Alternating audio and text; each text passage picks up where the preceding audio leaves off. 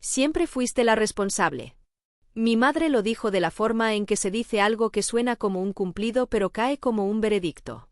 Estaba de pie en la cocina de la casa de mis padres en Durham, Carolina del Norte, sosteniendo una taza de té de manzanilla, con la expresión que reserva para dar noticias con las que ya ha hecho las paces. La clase de paz que requiere que otra persona absorba el costo. La herencia de mi padre había estado en sucesión intestada durante 6 semanas. El abogado, un hombre de voz suave llamado Bernard Akefer que había manejado los asuntos de mi padre durante 11 años, acababa de terminar de explicarnos la distribución. Mi hermano Kwame recibió el apartamento en Penthouse en Charlotte, comprado en 2019, valor actual $487,000. También recibió la cartera de inversiones, $312,000 en una cuenta de Vanguard que mi padre había estado construyendo desde 1998. Yo recibí Ashworth Supply Company, 41 años como negocio, distribuidora de suministros de limpieza comercial, 12 empleados, operando desde un almacén en East Pettigrew Street en Durham. Cuentas por cobrar, $94,000. Cuentas por pagar, $118,000. Posición neta, negativa en $24,000. Y una caja.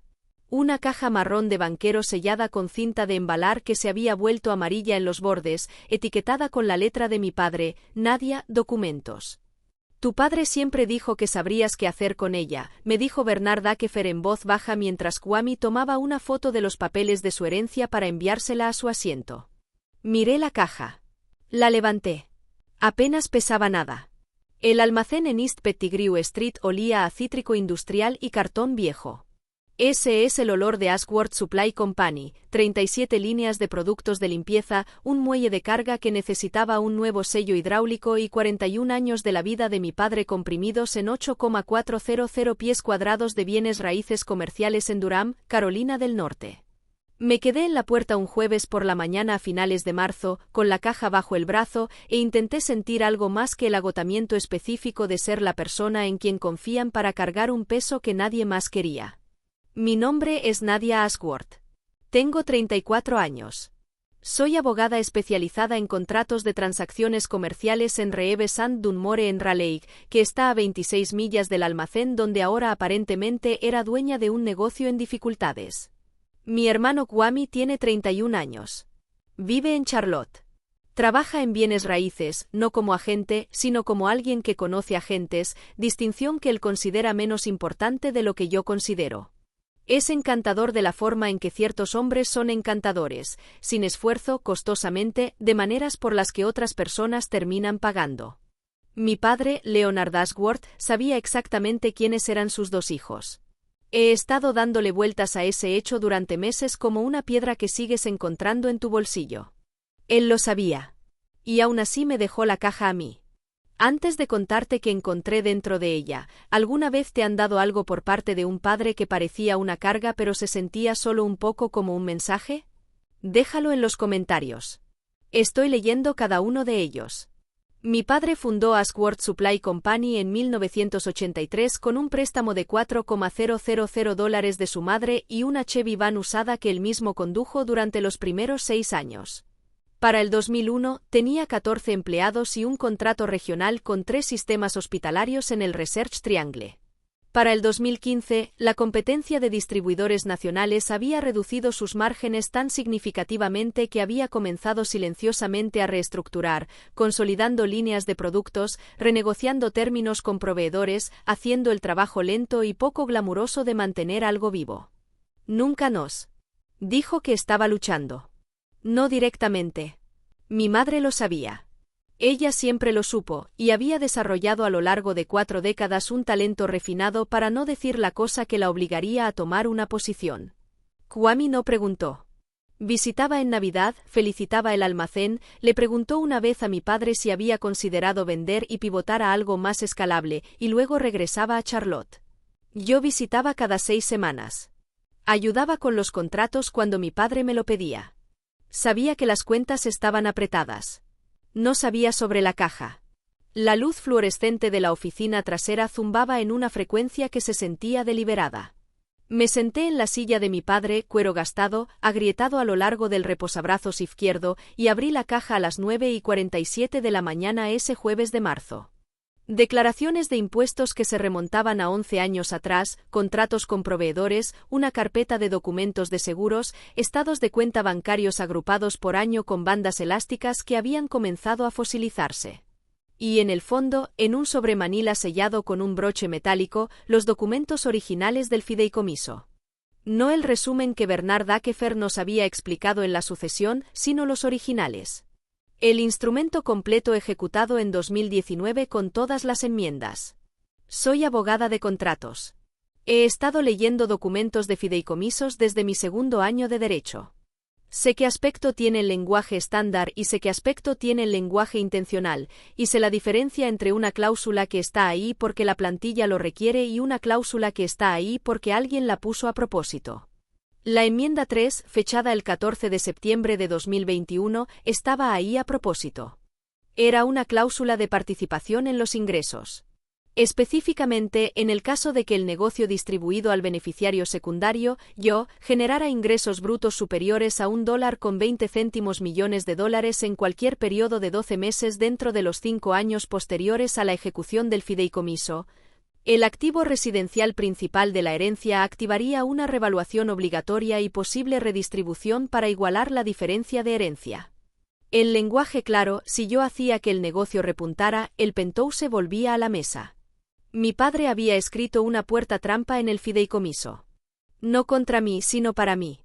Me quedé con eso durante mucho tiempo.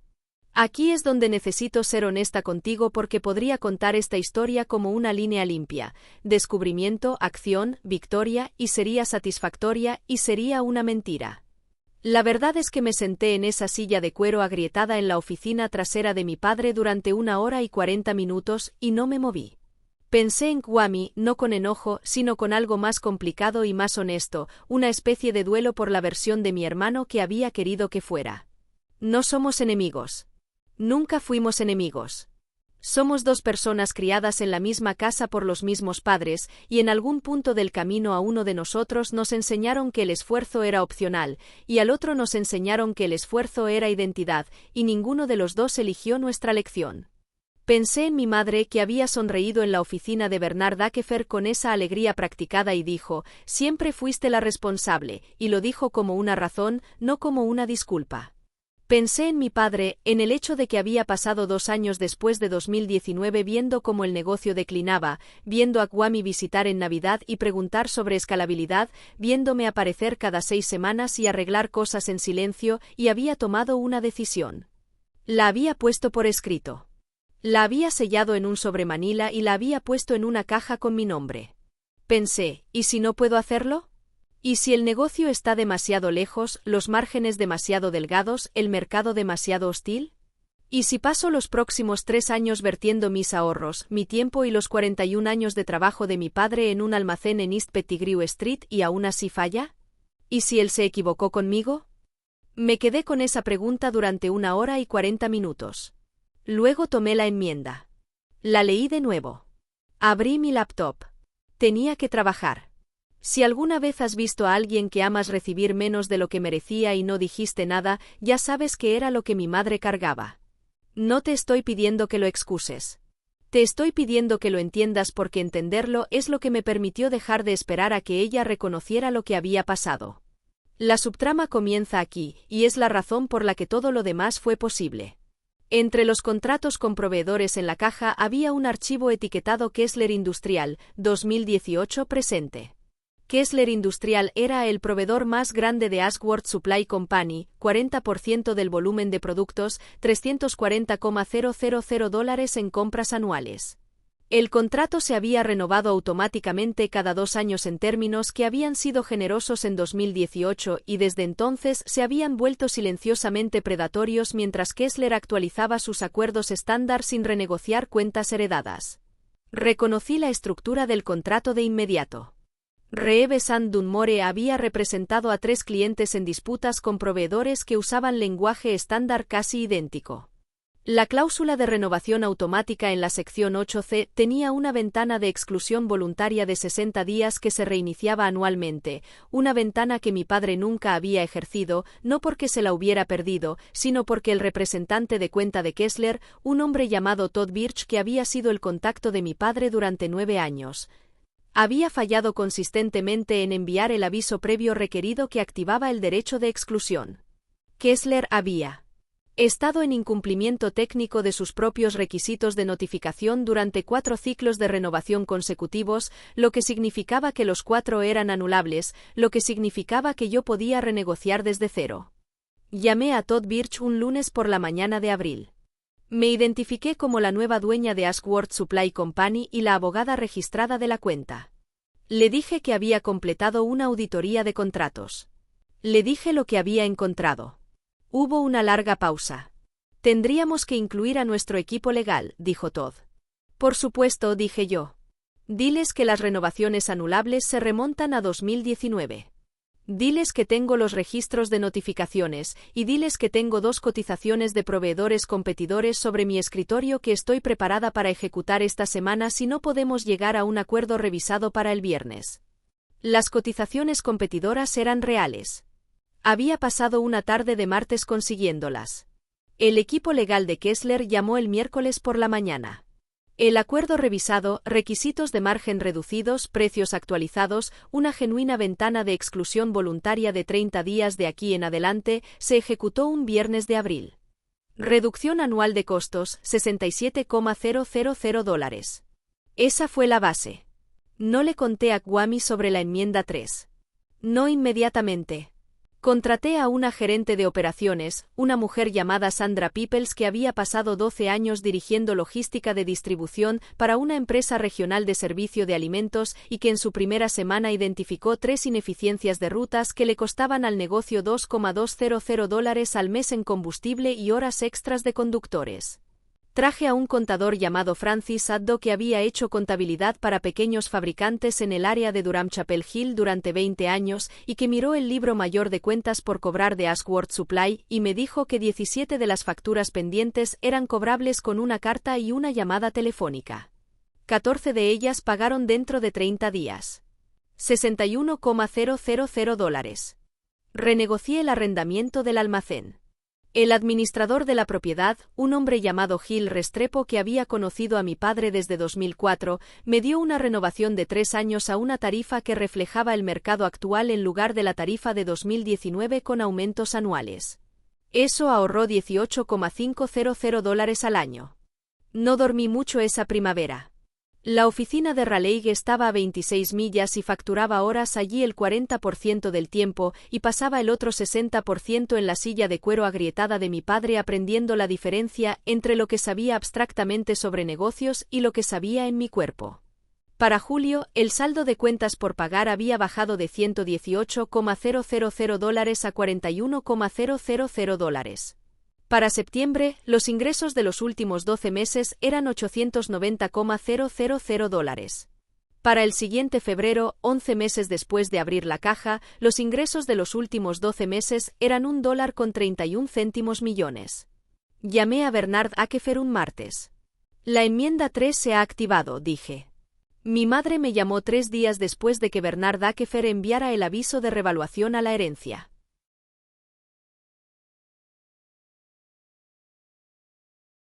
La cocina olía a manzanilla, supuse. Yo estaba en el almacén. Nadia. Su voz había perdido su brillo practicado particular. Lo que había debajo era cansancio. Solo eso. ¿Sabías de esto cuando leyeron el testamento de tu padre? No, dije. Lo encontré 3 semanas después. Y no nos lo dijiste. Papá tampoco te lo dijo a ti, dije. Me lo dijo a mí. En la caja. Un largo silencio. Kwame está muy molesto, dijo ella. Lo sé. Dice que esto no es justo. No grité. No expliqué. Dije, Bernard les explicará a ambos el proceso de revaluación. Le he pedido que mantenga todo civilizado. Nadia. Mamá, lo dije con suavidad. Lo dije con suavidad. Papá me dejó un mensaje. Lo leí. Hice lo que me pidió. Eso es todo esto. Ella se quedó callada un momento. Siempre dijo que sabrías qué hacer con él, dijo finalmente. Lo sé, dije. Se lo dijo lo mismo a Bernard Akefer. La revaluación del penthouse de Charlotte arrojó $521,000. La fórmula de redistribución en la enmienda 3, redactada por la abogada de la herencia de mi padre, una mujer llamada Priscilla Holt en Greensboro que resultó haber diseñado la cláusula con considerable precisión, resultó en un pago de igualación en efectivo a mí de $287,000 extraído de la cartera de inversiones. Kwame se quedó con el penthouse. Se quedó con $25,000 de la cartera. Me llamó una vez en marzo desde su celular. No sabía que él había hecho eso, dijo Kwame. Se refería a la enmienda. Se refería a nuestro padre. Lo sé, dije. ¿Crees que me estaba castigando? Pensé en esa pregunta por un momento. Realmente lo pensé. No, dije. Creo que te estaba enseñando. De la misma forma en que me enseñó a mí al hacernos responsables de algo real. Kwame se quedó callado. No sé cómo hacer lo que tú hiciste, dijo. Lo sé, dije. Pero podrías aprender. Lo dije en serio. No sé si él lo escuchó de esa manera. Mis 3 reglas, compradas con 11 meses de semanas de 60 horas y un almacén que olía a cítrico industrial. 1. Lee lo que te dan. Todo. La cosa que parece un premio de consolación a veces es el punto completo. 2. La brecha entre lo que cuesta un negocio y lo que vale casi siempre es un problema de contrato. Los contratos se pueden arreglar. 3. Cuando alguien que te amó te deja un mensaje, ten el coraje de recibirlo. Incluso cuando recibirlo es difícil, incluso cuando te cuesta algo, incluso cuando toma un año entender qué intentaban decir. Ashworth Supply Company registró $1.40 millones en ingresos brutos el último año fiscal. Sandra Peoples ahora es la gerente general. Francis Addo lleva nuestros libros a tiempo completo. Agregamos 2 empleados en enero y estamos mirando un segundo contrato regional con un sistema hospitalario en Raleigh que nos empujaría por encima de los $2 millones. La silla de cuero agrietada en la oficina trasera todavía tiene la grieta en el reposabrazos izquierdo. No la he arreglado. En la pared encima del escritorio, pegué la portada de la enmienda 3 junto a una fotografía de mi padre de pie, frente al almacén en 1987, de 23 años, con una chaqueta que le quedaba ligeramente grande, entrecerrando los ojos al sol. Él sabía. Siempre supo. Ahora voy al almacén los sábados por la mañana. El olor a cítrico me golpea en la puerta cada vez y cada vez pienso, esto es mío. Yo lo construí. Él me dejó las herramientas y yo lo construí. Eso es suficiente. Es más que suficiente. ¿Alguna vez te han dado algo que parecía la parte menor y descubriste después que en realidad era el punto completo? Cuéntame en los comentarios. Quiero escuchar tu historia.